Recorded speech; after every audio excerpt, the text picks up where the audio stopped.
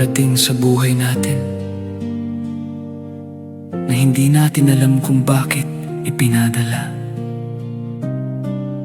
Pero habang lumilipas ang panahon, maintindihan mo may dahilan pala.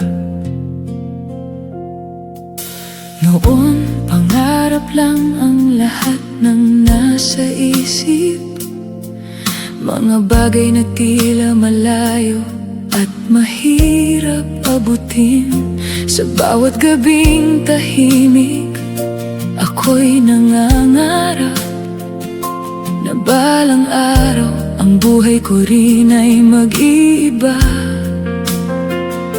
Hanggang dumating ang araw na tayo'y nagkita, sa pagkakataong hindi ko inaasahan. Hindi ko alam kung saan tayo dadalhin, pero may kakaibang saya nang ikaw ay dumating.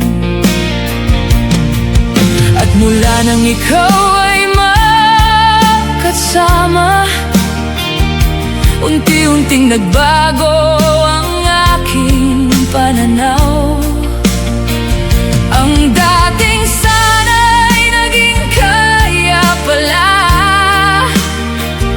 ang dating pangarap ay unti-unting nagkatotoo. Dahil sa ating pagtatagpo, nagkaroon ng bagong direksyon ang buhay ko. Ang dating pangarap na hanggang isip lang, ngayon ay kaya ko nang hawakan.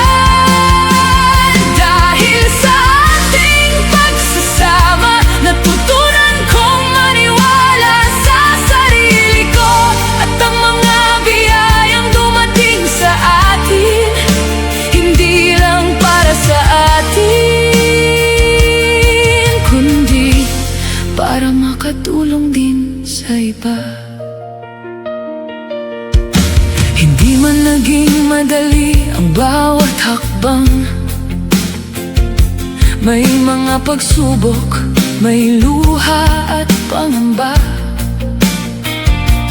Pero sa tuwing ako'y gustong sumuko, nariyan ka para sabihin kaya natin ito.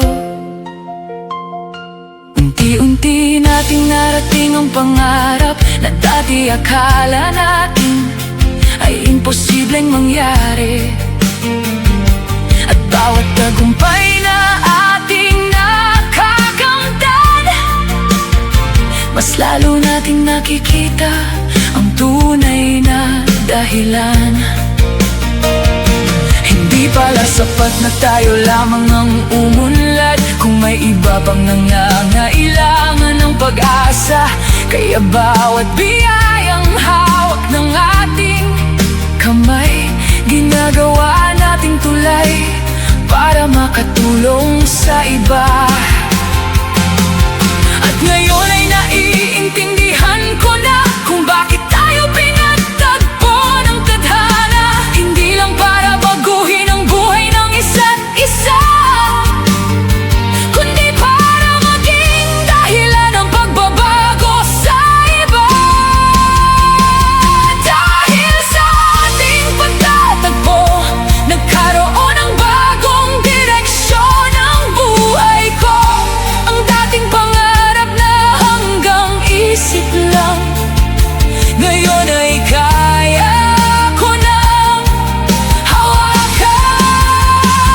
Dahil sa ating pagsasama, natutunan kong maniwala sa sarili ko. At ang mga biyayang dumating sa atin, hindi lang para sa atin, kundi para makatulong din sa iba. Siguro nga, hindi aksidente ang lahat.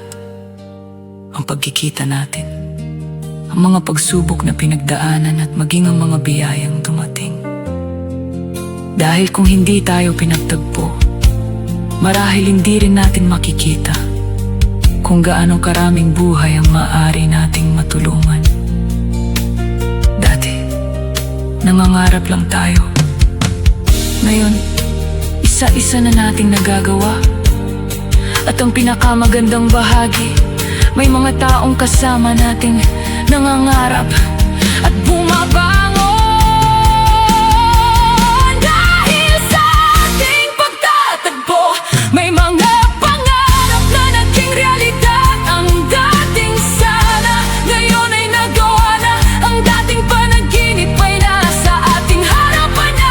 Dahil sa ating pagmamahalan, may mga pusong muling natutong umiti. At bawat biyayang dumating sa ating buhay, ginagawa nating gaan para makatulong sa iba.